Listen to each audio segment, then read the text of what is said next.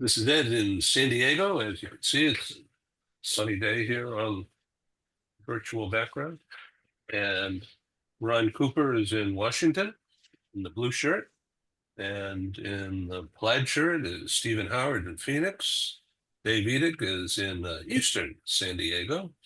And Dave is in just north of San Francisco.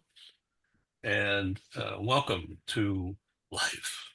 This is the global TV talk show series about health and wellness and medical science research. This discussion is about Stephen Howard, the author of many books and a good friend, customer. Um, in the book that we're going to be focusing in on, hope you can see it here. It's a great book. Stephen has many books, and we'll talk about that in a minute. Stephen, welcome. And I was up early this morning and I was reading the chapter on page 17 about mindfulness and how it can impact mental health. Would you like to discuss that? Well, that's a 45-day discussion, I think, but I'll try and shorten it a little bit. Mindfulness is really just understanding the presence, where you are, what's happening around you, what are you feeling, being in tune with yourself, being in tune with your environment, but from a non-judgmental standpoint. And I think that's the critical part that impacts the brain's health. We work and live in such 24/7 nonstop environments. We work and live in those environments. I mean, um, it's interesting that very few people take time to just stop and pause, reflect. And that's what mindfulness is all about, understanding where you are, what you're feeling, why you're feeling certain things, whether it's positive or negative. I mean, it's not just about negative. It's also, sometimes I often tell people that sometimes the biggest mistakes we make are when we're super happy. I grew up in Las Vegas, and I can tell you the casinos get built there because people think they're on a roll. No, they can't lose. And instead of walking away from the tables when they've got a bit of a winning, they keep gambling because they're on a so-called hot streak, and they're elated and they're giddy, and they make a bad decision. They keep gambling. Well, the odds are in the house's favor, and the longer you play, better the chances are you're going to lose that money that you just won. So that's kind of a nutshell what mindfulness is all about, and I apply it in the book as to how it impacts your decision making. And in that example in Las Vegas, it impacts a bad decision making or less than optimal decision making. Well, with us is Chris Exline from Ukraine, Western Ukraine, and welcome again, Chris. Thank you. No, I'm just really excited to hear Stephen's comments and talking about dementia and mind health. And so please, it's a delight to be here, and thank you for bringing up this relevant topic that seems to be increasingly on everyone's mind. Yeah. Now I've sent out that attachment, that page, a website that I built um, with a link to this broadcast. I sent it to 600,000 about an hour ago across LinkedIn. Uh, so I've been getting, there's almost now 200 inquiries. But as you can see, we're just a few people here. So they'll all be interested to see the video when it's ready. So, Stephen, you wrote this book, Better Decisions, Better Thinking, Better Outcomes, uh, a few years ago. And yet it's really part of your stable of thinking. Because I've known you a few years now and learning from you almost every time, not almost every time. The thought occurred to me this morning when I was prepping for this that it's a straight line for you. You've been doing this forever, your whole life, this kind of mindfulness.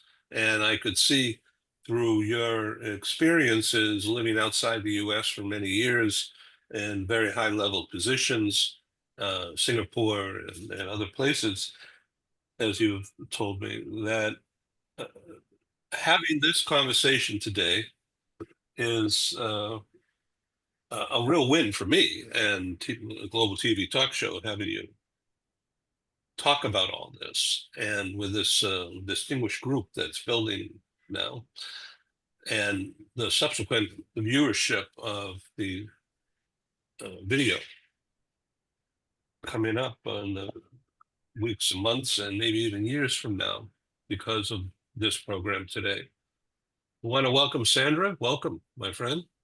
This is Sandra in Houston. Hello. Hi, Sandra. Meet Stephen Howard, who's the star of today's show. Hi, Stephen. Sandra, good to see you again. And meet Likewise.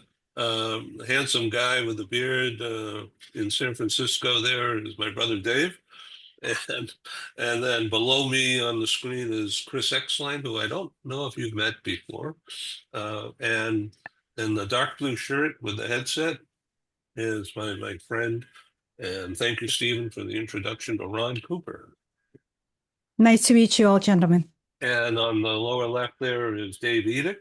Dave Edick is currently the president of the World Affairs Council in San Diego, has previously many years of international business experience, including Vladivostok. Is that correct? Yes, indeed. Yeah. What did you do there? Was that in the fishing business? No, well, no, it was mostly in the food business, non-perishable foods, import from Western Europe and North America, and wholesale in the urban markets in the Russian Far East. I see. Okay. And you also worked in Latin America? I did, yes, the seafood export out of Mexico. Right. So you like tuna? We, yes, Yes. And sushi. we we were focused more on sardines and other fin fish, but tuna and shrimp for the other guys. Yeah. Okay. Well, we have Tuna Harbor here in downtown Yeah, San yeah. Diego. Yeah. And we walk on Shelter Island, which is in the harbor, and all the Portuguese influence there. So really, really interesting. And in fact, well, we'll get into that another time. Sandra just got back with her husband after 9 years on international assignment in Eastern Saudi Arabia. Welcome back to the U.S. Thank you. Are you Thank you. finally settling in after the shock of repatriation? Believe it or not, it's not yet completed. I think Yeah. there's a lot that we're still processing and going through. I mean, just look, I don't have any curtains yet. We're working. I mean, there's a priority, and right now, our priority is our well-being and our parents' well-being right now, right? Because being a part of today's group is because both of us are struggling right now with this new thing that is now we're going through, this new stage in our lives where we're coming back to elderly parents that are now struggling with memory loss. Yep. So thank you, everyone. Well, my dad didn't know who I was past the last 5 years of his life. He died at 86. My mom lived until she was 95. 92. 92? Yeah, thank you. And a week or 10 days prior to the end, when I was there, happened to be there holding her hand when she passed. But she was playing a crossword puzzle, New York Times crossword puzzle with her doctor.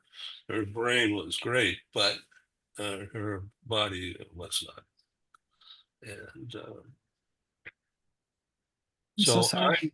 I'm beginning to deal with Joanne's early stage, whatever, cognitive difficulties. And I'm finding it challenging. And we'll get into that another time. But this topic, Always harder on the caregivers than the patient. Definitely. yeah, Definitely. and this stuff that you're going to talk about, Steve, and that list that Philip Berry sent me that I put on that website about what not to say, what to say, fabulous, and it actually brought water into my eyes when I read that 20 minutes ago for the third or fourth time. So tell us about your take, Stephen, and why this is an important day for you. Well, it's an important issue. I got into it because I was the primary caregiver for my father. It's one of the reasons I moved back to the United States from Australia. I thought I'd be there 6 weeks and then 6 months, and it turned out 6 years before he passed on. And he suffered from Alzheimer's, and I was living by myself. And I'll tell you what, it was purely selfish reasons. I started thinking, well, is this hereditary? Am I going to be impacted by this? And, I live alone, and who's going to take care of me? I mean, fortunately, I was there to take care of my dad, but no one's going to be around to take care of me. So as I started researching it, and I was really learned so many new things, things I learned in high school were no longer correct. And so it became a very personal issue for me. And then as I started talking about it to various business leaders, and their attitude all was, well, Alzheimer's is something I'll worry about after I retire. And the more research I did, I found out this is Alzheimer's, particularly, and a lot of dementia, quite frankly, are lifestyle diseases. They're what we do in our 30s and 40s impacts our risk for dementia in our 60s, 70s, and 80s. So it's not something you can necessarily prevent, and there is a 5% genetic component to it. But the majority of the cases it's a result of our lifestyles, and that impacts our brain. So that's how I got into it. And then as I started talking to leaders, and their attitude is, I'll worry about it when I retire, I said, I got to get this message out. It's not something you wait until you're 65 to start thinking about. You need to start thinking about it when you're 35. And I came across, having lived in Asia, I remember an old Chinese quote that said, the best time to plant a tree was 100 years ago. The second best time is today.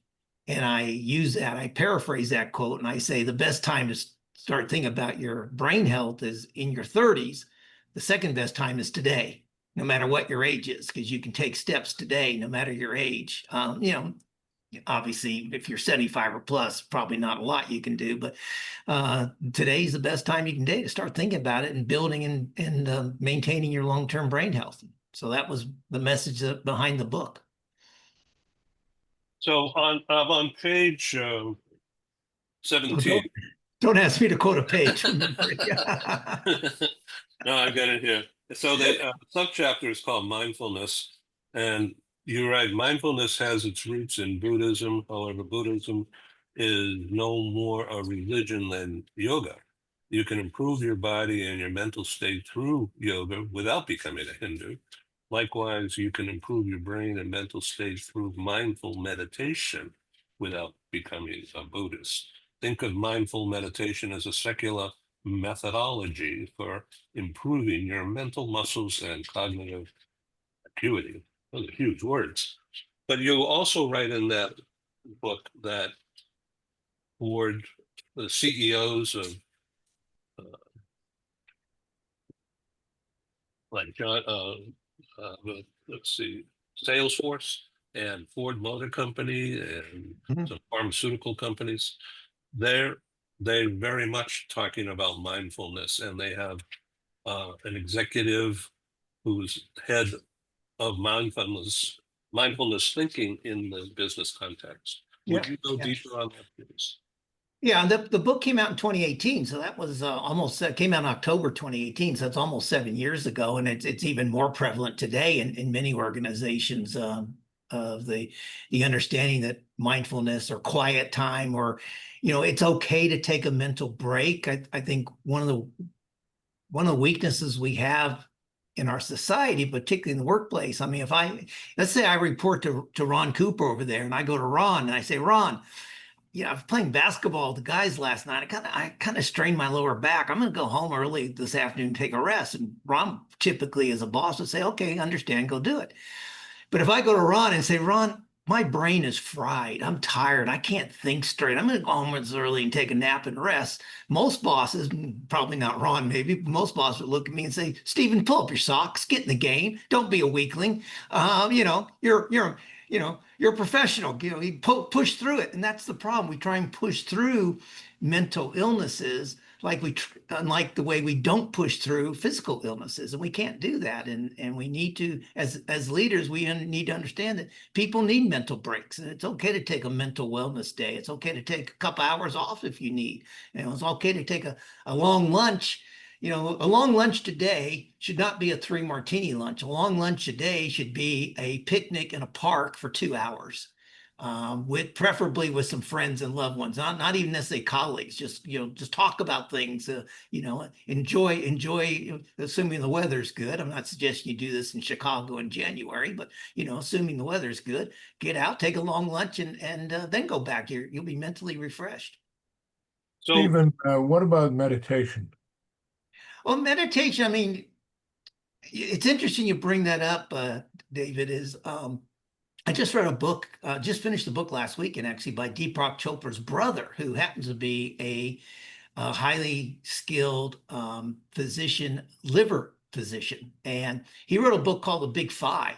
And he basically said there are only 5 things you really need to do to extend your life. And he said it was, a little bit of exercise, nuts, and I'm trying to think of all of them now. I'm going to forget this now, but meditation was one of his 5. And there's a lot of scientific research. When I got into writing this book, I was amazed at the scientific research showing direct links between mindfulness and meditation to thickening of our brain areas. And that's one of the myths I mentioned earlier about high school. One of the myths I learned in high school was our brain stops growing around 20 to 23. And that's not true. That is not true. Brain plasticity continues well into our 60s, early 70s, probably into our 80s and 90s. There haven't been a lot of 80-year-olds and 90-year-olds for research to monitor and test, but our brain keeps growing. And that's something we need to understand. So mindfulness is a way of thickening our brains and creating better synapses, the connections in our brains, which helps keep us cognitively enriched, so to speak. The other I'll quickly throw out, the other very interesting research, this came from UCLA's medical school, was that people who lead sedentary lifestyles actually have smaller brains.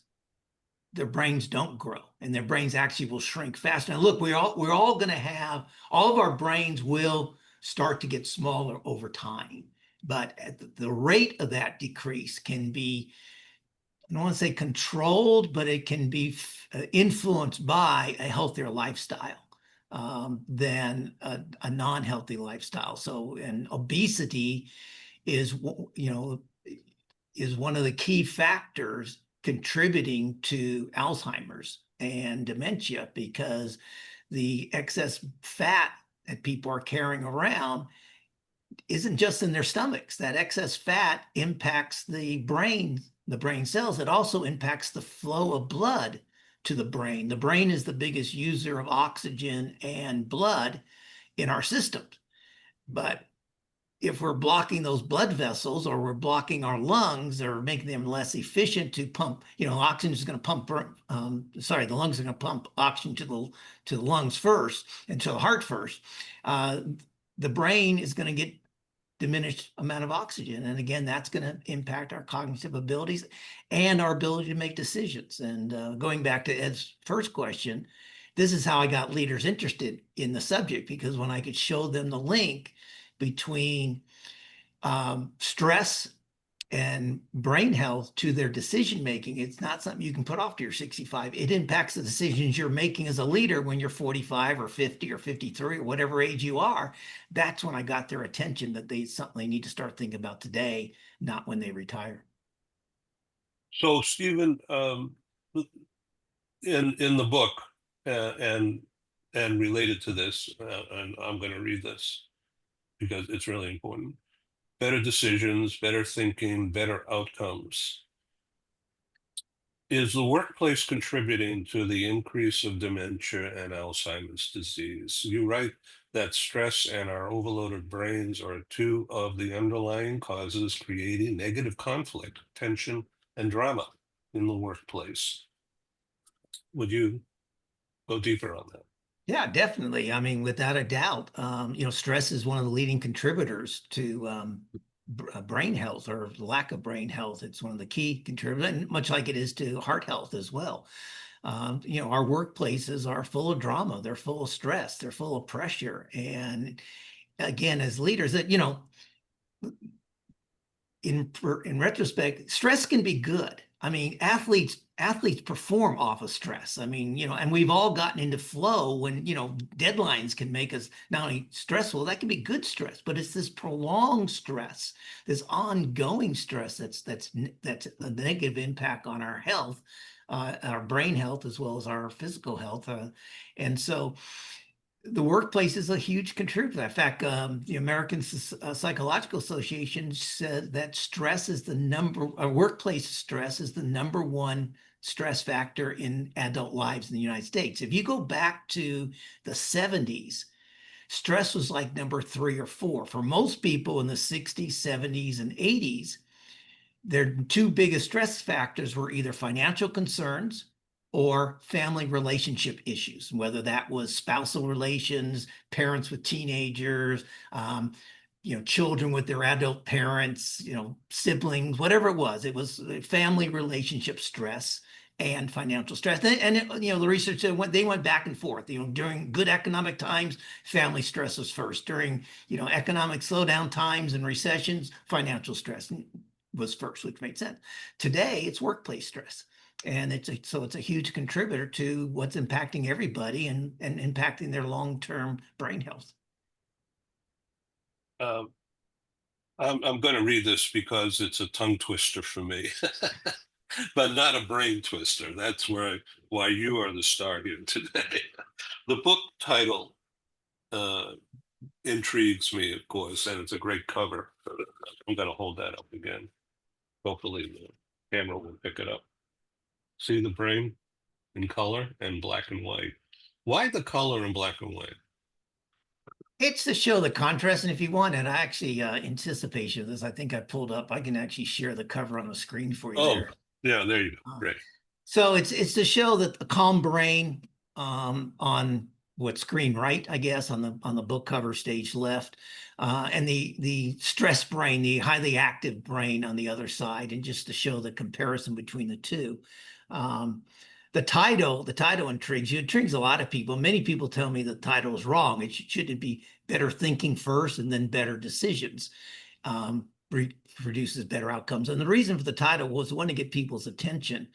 But secondly, the fact is that the first decision we need to make in many situations, but particularly as leaders or as parents, is not to get stressed, is to calm down. Because when we're in stress, the brain goes into what's called binary decision-making mode. And basically what that means, and I'll put this down for you. Binary decision, binary meaning 2. When we're stressed, the brain, to protect itself, limits our choices to 2, A or B, black or white, this or that, 1 or 2. Whereas in many cases, we need to evaluate, particularly major decisions, we need to evaluate option 2B, option 3, option 3A, B, and C. The more options we look at, the more optimal decisions we often make. But when we're under stress, we resort to that binary decision-making mode. So the reason for the title of the book is the first decision we need to make is to learn to respond, not to react to stress. And I learned that in Asia. when I was taking scuba diving, and I became a rescue diver. And so that's like the third level of the scuba diving certificates. I became a rescue diver and a certified rescue diver. And one of the first things they teach us is that not to react, because we can put ourselves or other people in stress. So you hear somebody in the water going, help, help, help, help, and you're on the boat. You don't just jump in the water because you may forget your fin. You may not see that there's jellyfish in the water, which can hurt you or the person you're trying to save. So the first thing you do is you evaluate the environment, what's out there. You know, what do I need to take? Do I need to take rope with me? Do I need to take a buoy with me? What do I need to do?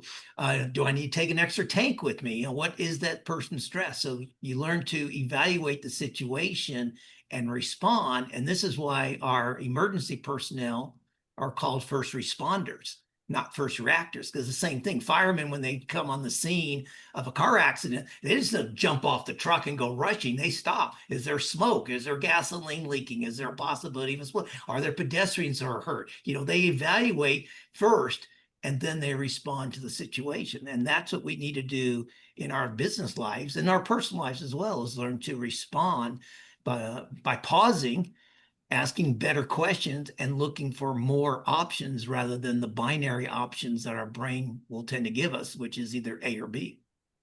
Okay, let's go to Ron Cooper. I know Ron and I have been doing a series, and will continue for the rest of the year and hopefully beyond, on his work, the Cooper culture. But one of the topics that comes right to mind now is about your opinions and your take on people in the military, police and fire, first responders. Would you like to comment? Well, I'll say it. My life experience tells me there are three professions that have teamwork and trust down to pretty much a fine art. From my perception, that's law enforcement, firefighters, and military. Quite honestly, in many cases, our lives literally depend on each other, how well we work together. And as Stephen was saying, that when as a first responder, whether irrespective of the one of those three professions, we have already frequently thought through how we might respond. We're not going to be always reactive. We hope we can be proactive. And I think a lot of the proactive thinking has everything to do with, as Stephen has said, it is awareness. I am aware of my surroundings, my stress, and so forth.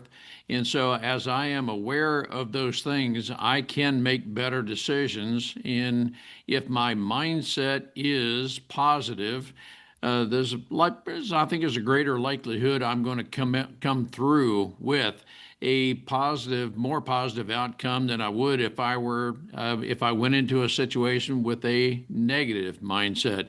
A whole lot of teaching thoughts go into this. As Steve was saying, yeah, this could be a nearly 45-hour conversation in teaching, because I know there are a lot of people who are a victim of mindset and so forth. And I use the term victim loosely. We need to be a victor over, but we have to have the right mindset and to be aware of. Now, I know Chris had his hand up and he has an input. Thank you. One of the things that's been challenging for me out here, Stephen, I'd really appreciate your your advice. Actually, there's a difference between exhilaration stress, the stress that that's engendered by doing something that's exciting, fulfilling, and moving. And then there's existential stress, which is the stress that's engendered by a succession of struggles. And yesterday in my locations, we had the paramedics at two different stores. I think it's unrealistic to ask people here who have family on the front that are dealing with every kind of pressure of an uncertain future, financial pressure. I can't just come in there and say, you know what, all right, team, let's rah-rah through this. I mean, we're going to PM it. We're going to W. Clement Stone, we're gonna positive mental attitude through this. The stress and long-term mental health aspects in this country of Ukraine are unquantifiable. What advice would you give me? Again, some of us are positive, some of us are, pessimistic as a bent. We've all had ups and downs, and how do I, as a leader, accommodate and help their stress? Because I can tell you something else, Stephen. These people out here are some of the most unhealthy, physically unhealthy. I mean, their diet, their exercise or lack thereof, the foods they eat, and their waking hours are consumed about, they don't have enough money, and they don't know if they have a future, and they don't know if their families are safe. How, what any advice? Geez, Chris. Yeah, I think That's why I'm on this program, Stephen. I need some advice now. no, you need to pause, Chris, and wait. No. We need to respond, not react.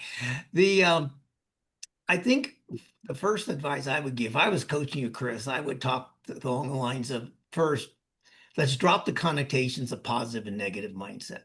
And let's talk about growth mindset.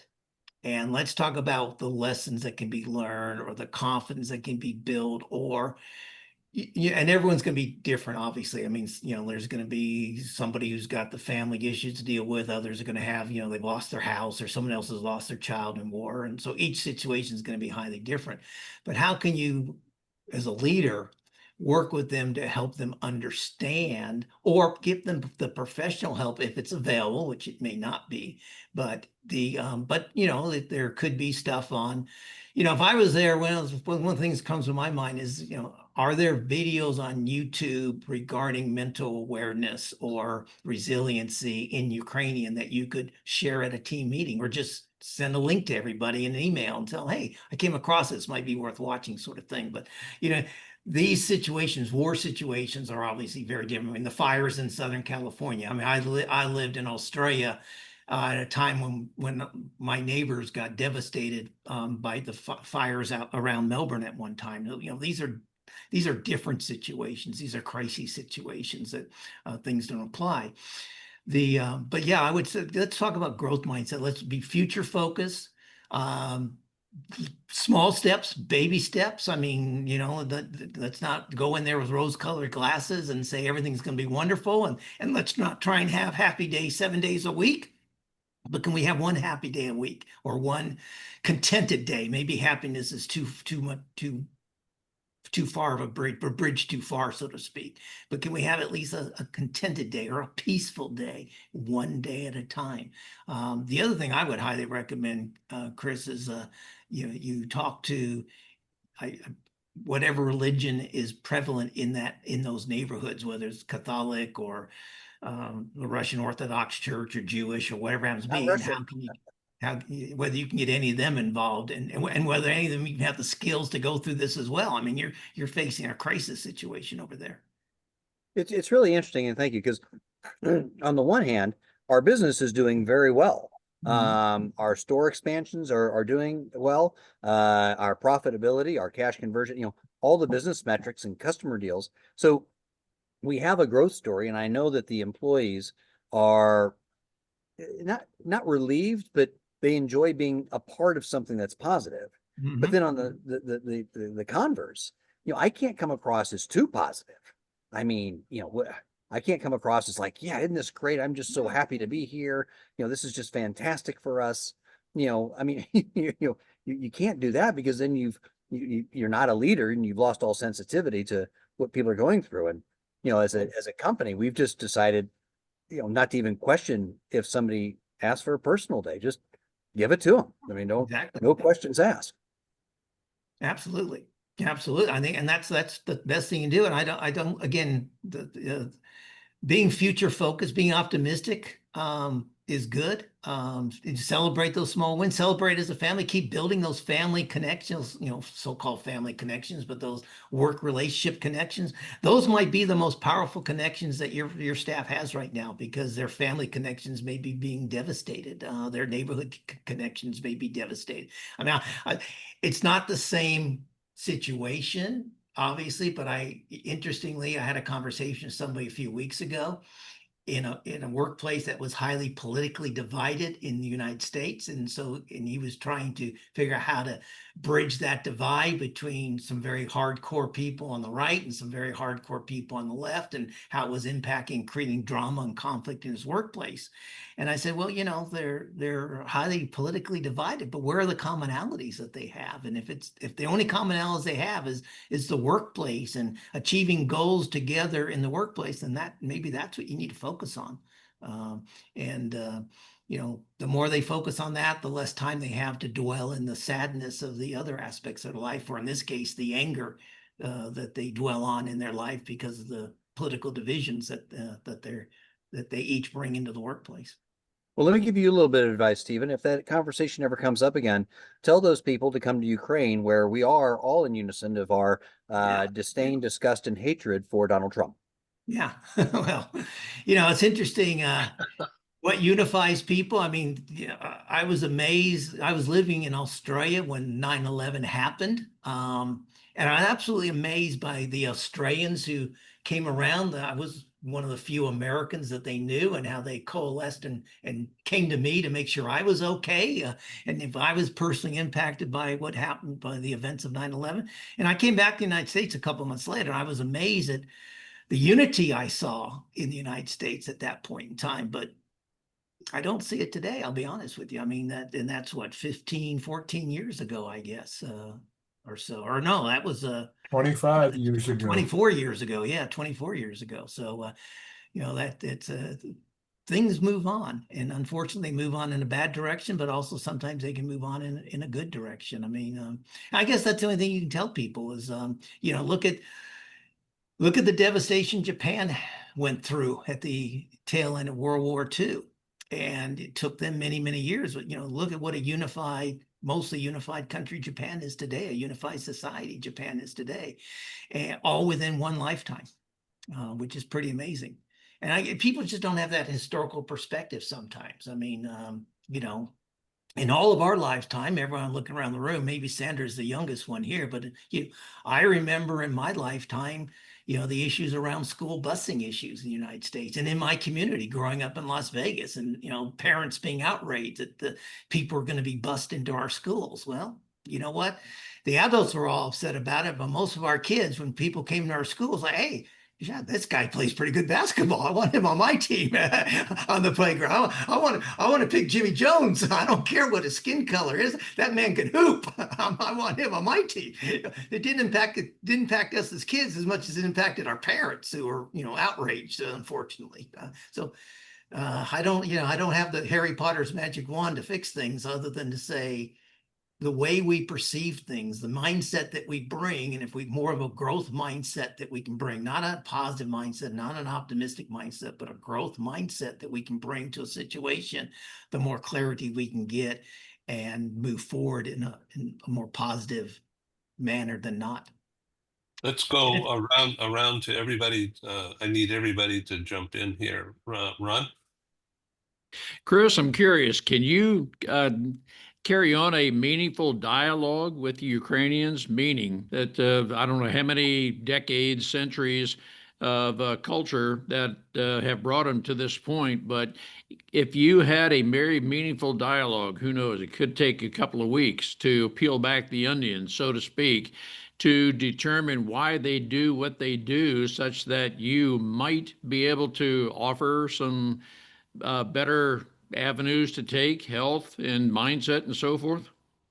Good question. I mean, what I've, now that I've been here for over 2.5 years, and Stephen knows this, and anyone who's been an expat, a leader, and an executive in an expatriate role, you can't surrender your culture, but you cannot, just become seduced and, immersed into their culture. So, there is a kind of a confluence of them, and you've got to be able to lead and get objectives. And so that's one of the reasons why I made the conscious decision to never learn Ukrainian nor speak it. And I'm able to utilize the good and bad of Soviet culture, which what this is. There is we don't say Russian Orthodox over here anymore, Stephen. You know, I understand but that. but what we so I you know, and in times of crisis, it's all about clarity, conviction, vision, easy to understand, baby steps, not lurches, and incremental improvements to get us from one situation to the other. So I paint a relatively ambitious goal of where we're going, but along the way, I have metrics that enable us to show them that there's success, that they're a part of something that is different than what they've known. Very radical, but not threatening. You know, that we respect their opinions. It isn't like, and Stephen, who's lived in Asia, knows it's not I'm the head, you're the hands. You know, you ask their input, recognizing that their culture doesn't enable them at lower levels to give significant input. But the fact that you're a leader or a boss is actually asking them that gives them validation and encouragement. And these sound like sophomoric baby steps for those of us in the West, but it's a really foreign and literally and a new way of thinking. And you're doing that, but you're also doing it in a country at war where everybody has relatives or friends that are fighting on the front lines. So, you know, you can't be enthusiastic about what we're doing, but yet you say, you know, this is we're very satisfied with the reception of the customers. Our expansion is being driven by client demand. You know, we're ahead of our projections on, you know, figures and metrics, and you did this, you did this, you did this. That's great. I'll tell you, you know, I used to say I'm quick to condemn, but quick to compliment. You don't condemn people here, and you that's the worst damn thing you can do. Is shatter somebody by condemning them. And you know, having lived in Hong Kong for 29 years, you know, there's a lot of similarities between the Chinese culture and the Soviet culture. And had I not lived and built a global company out of Hong Kong, I don't know if I'd be as prepared as I am today for it. But you know, back to your real question, Ron, you know, it is an evolving philosophy that I'm having to recalibrate every day to, you know, get in alignment with our base and bring them along, make sure that they understand what we're going to do, how we're going to do it, and why we're going to do it. And the most important thing, I know Stephen talks about this, and it's so effing obvious, is honesty. You know, and of course, everybody's honest. But I started off by saying small things where everybody could trust me, because the default position in Soviet culture is you don't trust anybody. So I realized early on, the only way they were going to be able to trust me is if I'm consistent and if I made small little boasts, small little claims and kept them. And by doing that, you gain their trust. And when they start to trust you, that is when they internally feel connected and committed to it. And you know, we have one of our staff who's going on a much needed vacation next week, and she's concerned because she's a branch manager. She's concerned that I won't be able to manage the store without her. And I told her, I said, you know, I've been in this business for damn near 40 years. I think, I think somehow I'm going to be able to manage this. And she's concerned. She almost wants to cancel her vacation because she doesn't think that I will be able to manage an individual store. So that's a long answer to a short question. And Ron, I hope I answered some of those. And that, Stephen, please, back to you.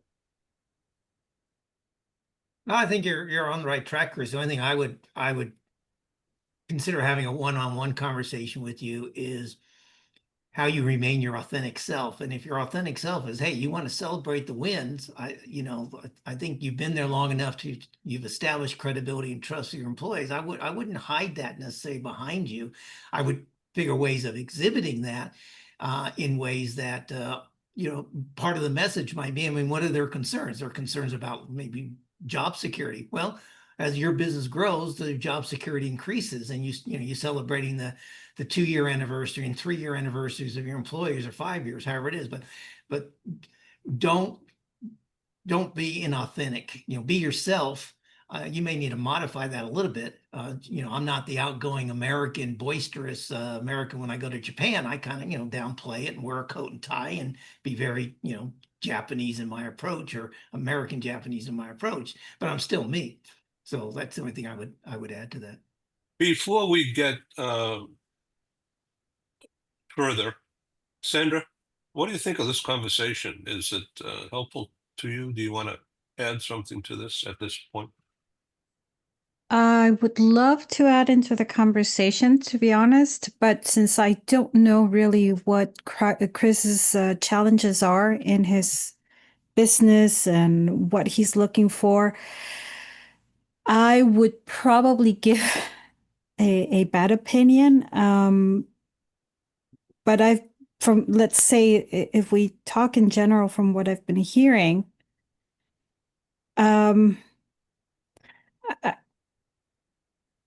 this is what I would like to add into the general conversation. I think a lot of the epidemic that we've been creating is the happy epidemic for the longest time. I've been wanting to say this for the longest time, but people did not see it until now. We're struggling through the consequences of not using the right language for what we're having as a problem. Let's say using the word problem makes people feel uncomfortable. And they say, no, use challenge. When we strive, we push reality to the side and we go into focus on the positive and do this and look, we're going to achieve it. And look, we've done this in the past, and so on and so on. I believe it takes away the ability from people to process the problem, process grief. It takes them away from their communication skills, from problem solving. And it all comes down, in my opinion, into minimizing the issue at hand. And I believe strongly, in my very personal opinion, that a lot of the issues that we have here in the West is because we have taken people away from the power of problem solving by using the real facts of the situation, by saying it's a challenge. Well, why is it a challenge? Isn't it really a problem, the fact that you cannot communicate with a person and say, look, this is a problem because this, and this. And instead say, it's a challenge. Well, we'll solve it. It's not helping people now. Right now, this is what I see moving back. This is what I've noticed. People no longer listen if it's not positive. People don't want to listen because they think they already know the answer to your problem. They want to help you by being positive. And I don't feel that that's helping people. In my opinion, I cannot say people, some people. Again, it's based on my repatriation. I've seen this over and over. And that's what I have to say in general, but not in Chris's situation. It sounds like his is bigger. It's based on Ukraine. So I cannot give an opinion based on that. But thank you for asking. You bet. Thank you for that. Chris, how many miles approximately is it from you to where the war zone is? Today or earlier in the week? 5 minutes ago. I would say that we're probably about 250, 300 miles from the most active parts, but earlier this week, I was actually in Dnipro, and in Sinaloa, whereas it's not on the U.S. news very much anymore, but Dnipro was severely hit on Monday, Tuesday with ballistic missiles. Not really, Ron, they're not really ballistic, I know. Okay. Just, yeah, just down, Tiger. But Some of them you know, are. but it's you can't really parse words with people when 24 people are killed and they hit a hospital and stuff like that. So it's but as I tell people, it's tomorrow we have a funeral. This will be 125 in a town of 20,000.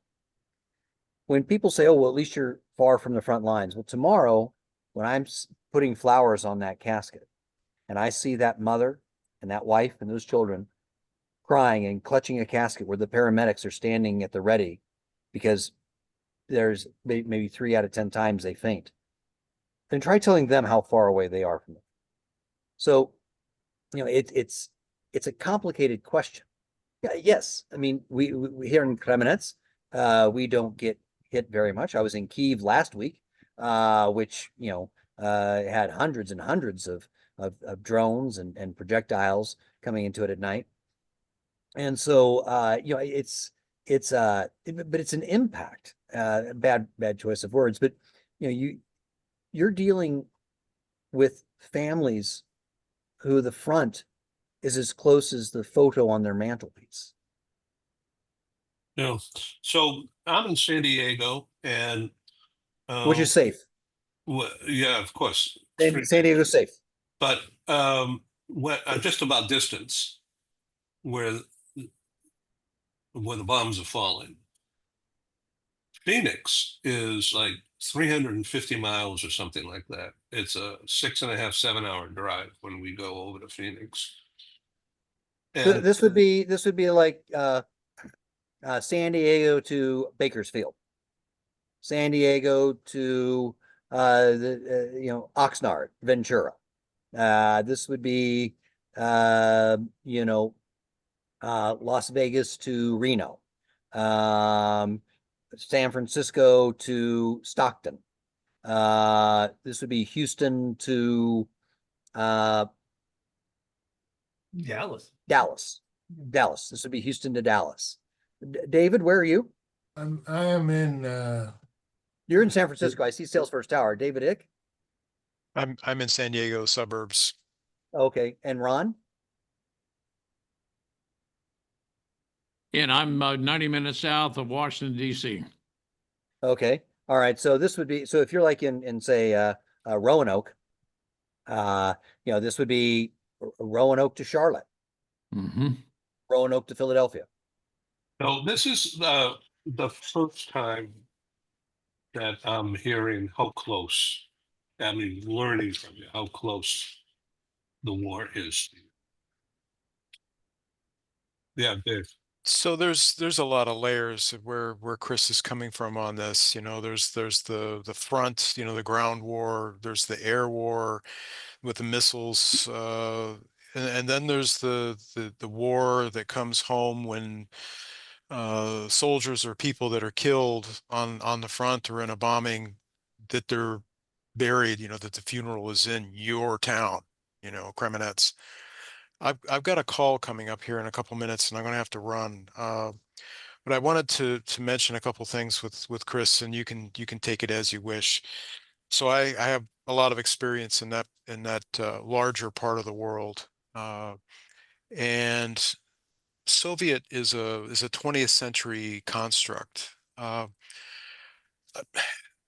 say a couple things. Culturally, you're in a really old part of the world. It's centuries, thousands of years that people have been there. And I think you're really in where the Habsburg Empire, Austro-Hungarian Empire, you're on the eastern side of it, the bloodlands, so there's an old history of conflict, of being swapped out of one empire for another empire, and usually on the business end of a sharp stick. Okay, so people are the history that is so deep culturally, and the approach to life is different. My experience was Russians, Ukrainians around the Union. They would see Americans as relatively shallow, wonderful people, very practical, very pragmatic, which is something that they wanted more of in their lives, but maybe spiritually not well connected, kind of disconnected. So they were willing to go for what helped them in their lives, and you're doing that. I mean, you're providing something constructive. Is it positive? For sure. Um, I just wanted to make a couple comments there. That it's an old part of the world, much older than we Americans. So, I mean, we've forgotten our European roots. It's it's not so much British, but different religions that wanted to get the hell out of Europe. A very different perspective, and we can go back a few hundred years. 200 years in that part of Ukraine is nothing. I mean, you go back a couple chapters in empires. So you wind up in where the Fiddler on the Roof was. Well, I'm not an expert on that one. Culturally, I'm bankrupt. But Well, remember, Isaac Stern was born here in Kremenetz. So for any of you that are lovers of Fiddler on the Roof, Isaac Stern, one of his favorite things, and David, you're right. This town of Kremenetz, it traces its origin date 800 years ago, 1227. It's an wow. 800-year-old town. Yeah. And you can find bits and pieces of it. If you look for it, the locals will show you, Yeah. Oh, the roads are so bad here. The roads are filled with it. Oh man. Dave, would Hang you in there. like to Keep going. Dave? What's that? My youngest brother, Dave. Yeah, Okay. I'm listening. I'm impressed by the almost the sameness of the knowledge that each of these participants has delivered this morning about small steps and achieving the goal and adapting to culture and being sensitive to culture. To me, this is what I learned was what was called 360-degree thinking. When you go into a situation, and I've, if you will, parachuted into crisis situations that developed in the middle of the night. Granted, I was in the news business, so it wasn't quite the same thing as being on the front line. It was being 3 steps behind the front line. But it was understanding all of the 6,000 steps that had to be accomplished before you could get your pictures on the air, and all of the steps that had to be done. But they're all binary decisions. They're all, I do this to do that. I say yes here to say no there. These are all steps to take. If you listen to, there was a speech not long ago by Jamie Dimon, the head of Chase, J.P. Morgan Chase, and he said, "I do one thing at a time. I may have 150 things to do, but I do them one at a time." And if you come out here to Silicon Valley, they expect you to do 150 things all at once and not worry about the one, except for the bosses who can only do one thing at a time. Thank you, Stephen. So, I mean, part of it is understanding that and change. I also work in change management more these days than I do in communication. And part of it is understanding that you're not going to get agreement 100%. And it's finding the points of agreement among all the disagreeables that will help you achieve what your objective may be. And that there are no problems, there are only opportunities to create more problems. Well, thank you. Steve, the book, the book is free, you wrote. The book is free from today through Monday at the Kindle store.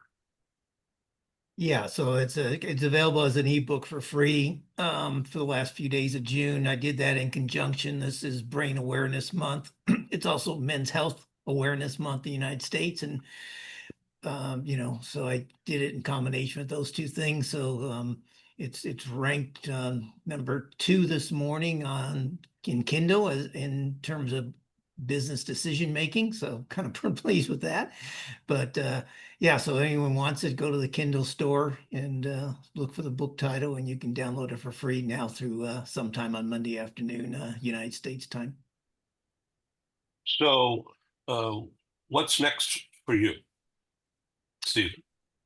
Immediately next is I recorded a 15-minute video this morning for a TV channel, which I need to go edit. That'll take me in the next 2 hours, I think, to edit that. I had to do a lot of takes. My voice was a bit raspy this morning. What's next is I'm just, I'm going to have another writing summer here in Arizona, putting my head down and focusing on my next book, which I'll really dive into. I've got it outlined. I've got binders full of notes, got my thoughts together, and I need to start putting pen to paper, and I'll start writing it Monday or Tuesday next week. So that'll take me most of the summer to get the first draft of that book done. So that's what's next for me. Sandra, I want to take a bold step here of being a salesman and PR. That if you ever want to write a book about your experiences in Saudi and coming back, Stephen is an expert at helping people put books together. Well, Thank you. I'll keep Sandra, that in mind. Yeah.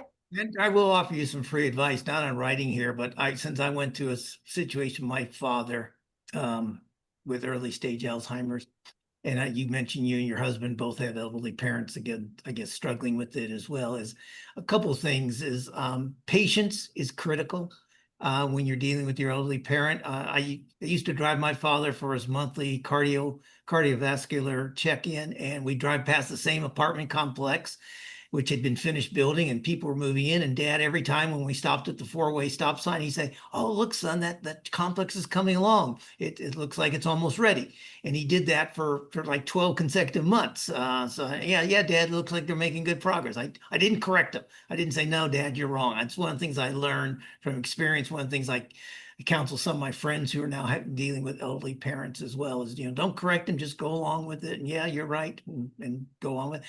The second thing is they tend to say some very nasty things to you and about you. And my father said some the most heartbreaking things to me I've ever heard a human being say to my face. And but I had to get past that and realize that made, at first I thought, well, that's what he really thinks about me. And here I am trying to take care of him. And it took me a while, and I talked to some professionals about it, and they said, look, think of the real him was the one that you knew, the one you loved, the one you had the deep conversations with, not the one who is now saying things that that may not really be how he feels about you. So just a couple pieces of free advice that situations you might encounter as you deal with this, because being the child of a parent struggling with Alzheimer's or dementia is financially devastating, it's emotionally devastating, and it's mentally devastating. And you just have to build on all your resources. And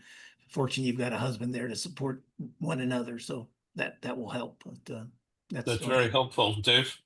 Thank you, Stephen.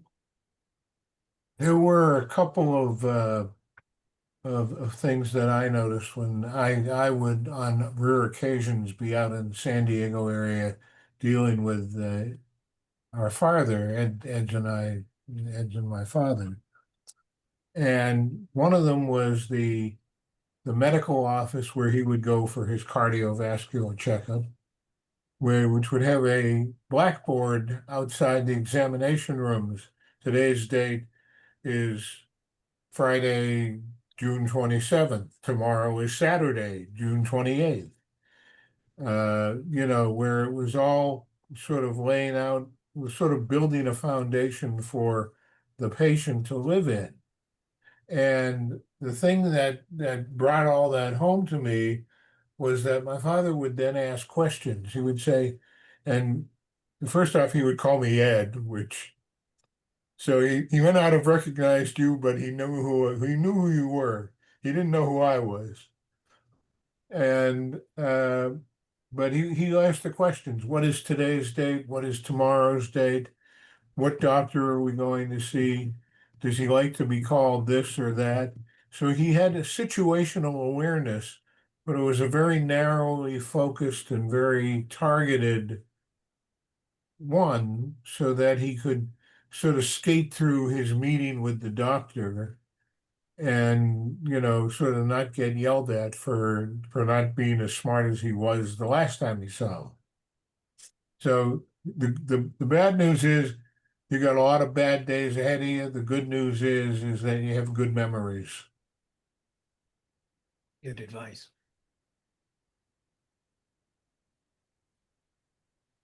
Well, I Yeah, didn't know. Steve and I, my father had Alzheimer's, and the one statement you made that he can those who have are under subject to Alzheimer's can make some very coherent statements, yet those coherent statements are very, very caustic.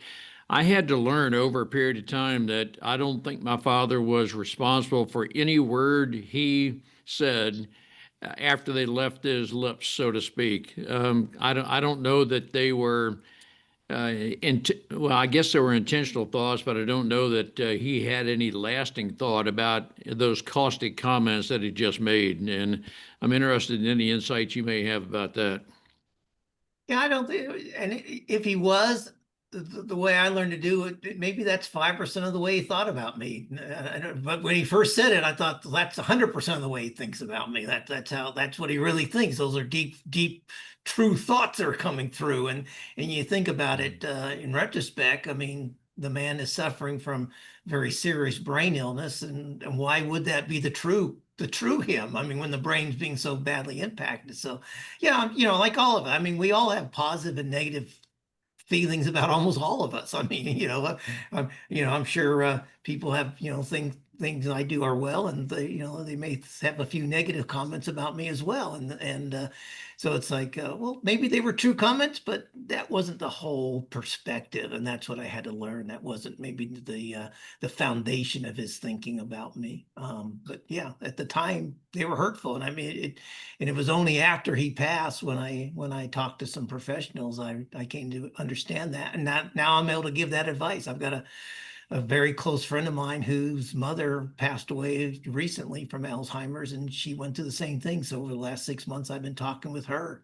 and I know the mom. I mean, we grew up together in Las Vegas, and so I know the family quite well. So I've been giving her that same advice. And don't worry about what she says today. Just focus on those, as David Cohen said, focus on those good memories, and you always got those good memories. The challenge you have is that there's no, it's not like a physical ailment, a physical cancer that you have a timeline, basically. With Alzheimer's, they call it the long goodbye for a reason, because it's a very long goodbye in many cases. Yeah. Yeah. Yeah, and it's also kind of like one of the advice that I got from somebody was, he said, "Well, didn't your father ever call you stupid as a kid?" I said, "Yeah, many times." "Well, does he really think you were stupid?" "No, just maybe I was doing something stupid at the time." So it wasn't his true belief that I was a stupid kid and I didn't grow up to be a stupid adult. So put in that perspective, put in that kind of context. So maybe in his fading days, he may have thought something about me, but that wasn't necessarily everything he thought about me. So anyway, I wanted to share that with Sandra because I see others being impacted by that. And Ron, thanks for sharing your situation, because I've talked to others, and it's just part of the process. It's part of the disease. It's likely to happen. Well, Yeah. did you find anything that he was more responsive, more alert, more in tune with other things that were going on? Was there some segment of his life that, if you will, lit him up? Yeah, I mean, my father grew up in Chicago, and he was a big boxing fan. Used to go to a lot of fights. My father could tell you who won a fight at the Chicago arena in September of 1953 or something. And he'd tell you what round it ended in. But he couldn't tell you what he had for breakfast yesterday. So, if I could talk to him about old movies were a passion of his, particularly Westerns. He grew up as a child watching that. He was also an author. He wrote fiction. So if I talk to him about books, I could talk to him about movies. I could talk to him about boxing and a little bit about current affairs. He still watched a lot of news. He could have some of the time a conversation about politics, or he'd watch the every year he'd watch the State of the Union speech. Didn't matter who the president was. He felt that was his way of being informed about what was happening in the country. So things like that, but other things you just shied away from talking about. Ed, did you notice anything? You were closer to him in his final years. That's a really good question. And the final years were painful for me. Um, so when they were living in Oceanside, before he was before he entered that facility Yeah. in what a little town called Encinitas nearby. Up a little. Yeah, north of downtown San Diego, 30 miles or something. But it's a very nice place,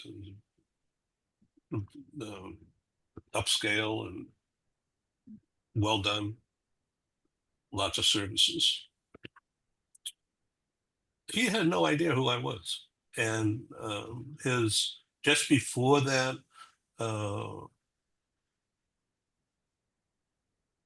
He lost control of himself, uh, control of eating, and personal care. And, Well, he also lost his situational awareness when they moved to El Camino, that he would like to go for a walk in the middle of the night. I didn't. I wasn't really aware of that, frankly. That's what started the road to Encinitas, if you will. Okay. And I got involved because the challenge that you face, in addition to the painfulness of the situation, is that you deal with a whole other world of financial obligations.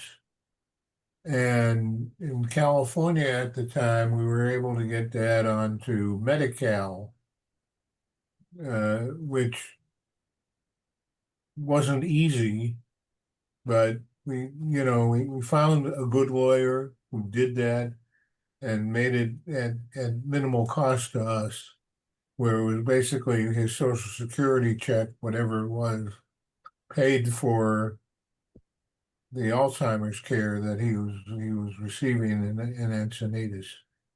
But that was when I got involved with the Alzheimer's Association and learned all of this stuff. And it's the kind of thing that at the time, for a 45-year-old who wants to go screaming down the hallway and saying, "Why me? What did I do to deserve this? I hope this is not hereditary." That was the biggest thing. I hope this was not hereditary.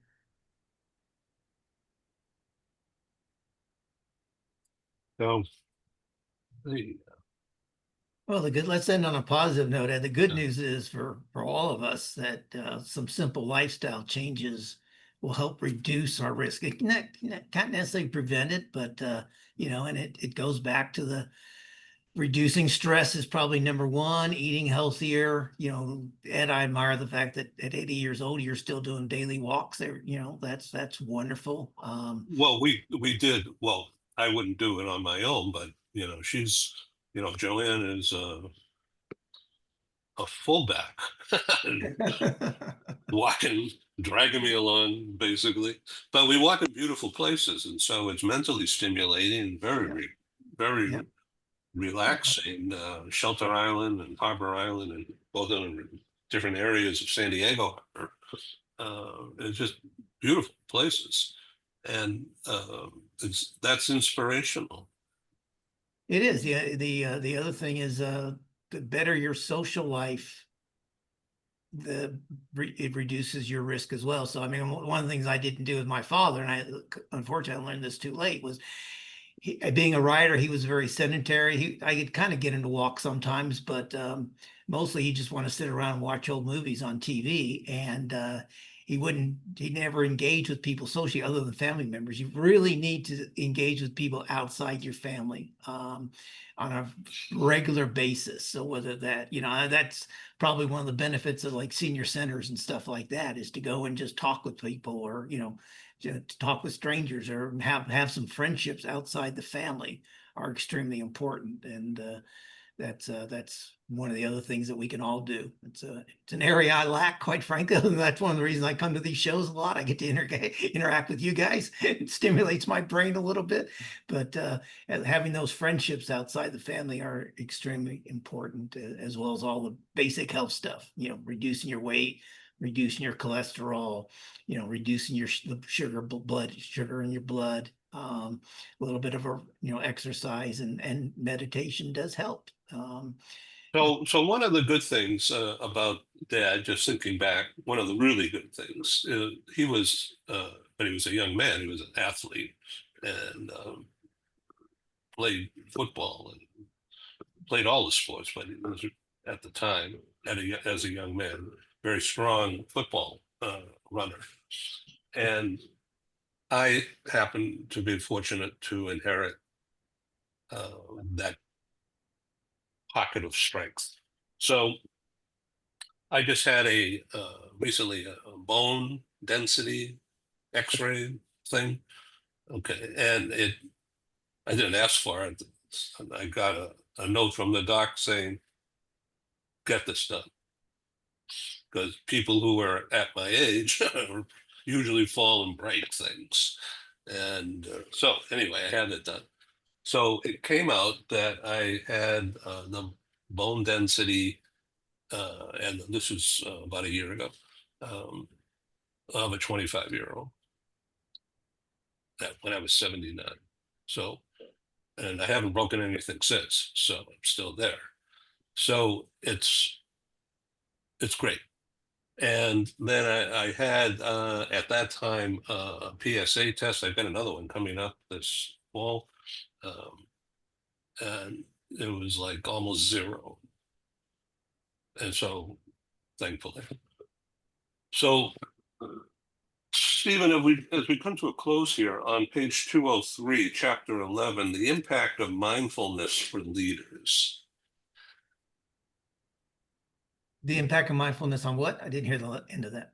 Well, the impact of mindfulness for leaders. Mindfulness. The chapter talks about these CEOs of giant companies and how important that is in their organizations, and leave us with some thoughts about how that attitude is implemented inside a large organization. Okay, well, just for your audience, let's distinguish. There's a difference between mindfulness and meditation. So you can be very mindful without meditating. Meditation is a way of getting to greater mindfulness.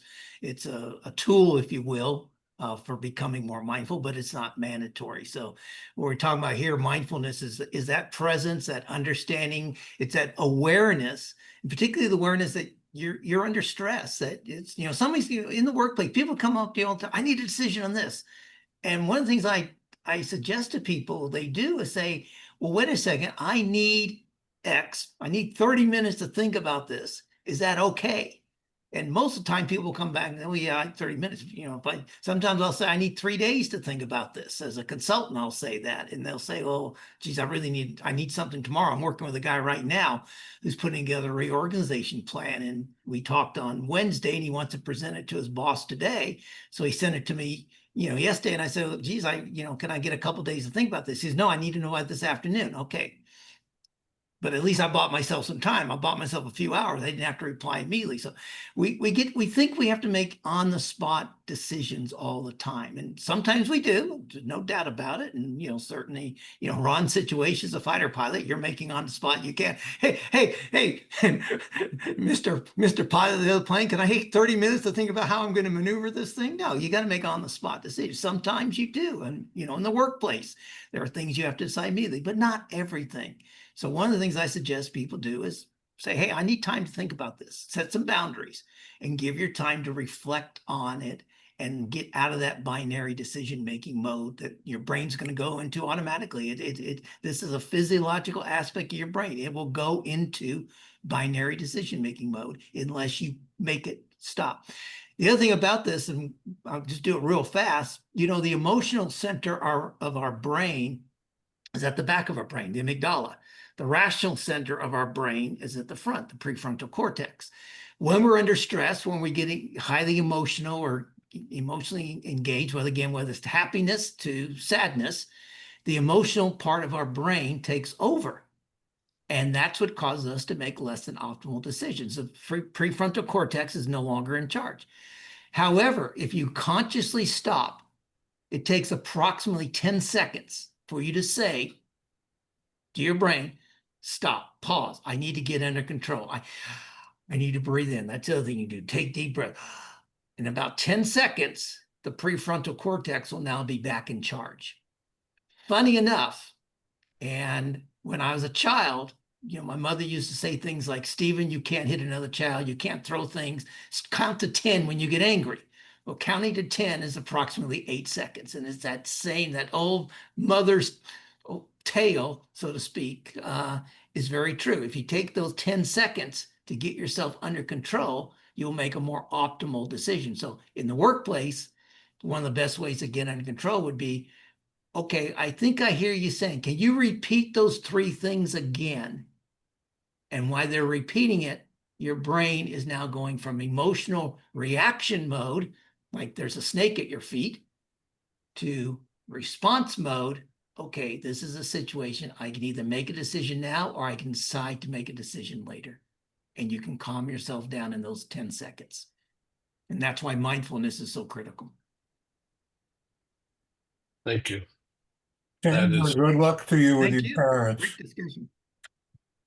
Thank you for this opportunity. Stephen, I Sir? mean, can I use that information as a middle manager? Absolutely. Absolutely. I mean, I was a CEO until you demoted me last That's week. right. I just caught that because I responded and I reacted. I didn't respond. You're right, Chris. Now that I've understood.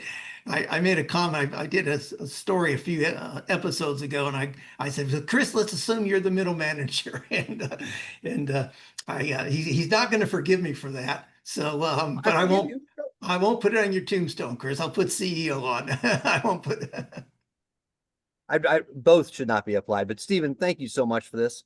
It's just critical and just, and the issue of sleep, getting enough sleep in Alzheimer's, there's a huge link with that too, isn't there? It is. The sleep is another one of the things there are a couple other things we can talk about. We didn't get into, but yeah. And it's not the amount of sleep, it's the quality of your sleep that's important. And we're all different. We all need a different amount of sleep. And the other thing though, speaking of that, and this is why I want to move to Spain in my elderly years, is that taking an afternoon siesta, taking that is highly good. A power nap in the afternoon is a great way to refresh your brain. And I do that when I'm not in like a classroom teaching or in a client office. Here at home, I guarantee you between 4 or 5 o'clock every afternoon, I'm taking a 20 to 30-minute nap if I can, because it resets my brain. And the other thing about mindfulness, Ed, I'll kind of close on this, is understanding yourself. I know because I'm an early morning person. I get up very early. I start working, when the sun comes up, basically. I make very bad decisions after 5 o'clock in the afternoon, or actually after 4 o'clock in the afternoon, are less than optimal decisions. So if somebody comes to me and needs a decision and I haven't had my power nap, I automatically say, I need time to think. I can't get back to you tomorrow. I will make a better recommendation, a better advice, a better decision the next morning than if I try to make one then, because my brain's tired and I know that. And if we all understand that about ourselves, there are going to be peaks and valleys during the day when we know we make optimal decisions, and there's times when we don't make optimal decisions. So that's part of mindfulness, is understanding ourselves. Thank you. Thank you, Sandra, for joining us. and Hey, particip- delivery on Monday. Thank you for Then we inviting do all me. those sections, Scott. Pardon me? What was that? I heard Thank somebody, you, but Stephen. Brilliant. Take I care, don't- everyone. Great to reconnect with you. I don't know All who right. that was. Somebody Thank said you. something about Monday. I don't know who it was. All right. Have a great weekend, everybody. Thank you.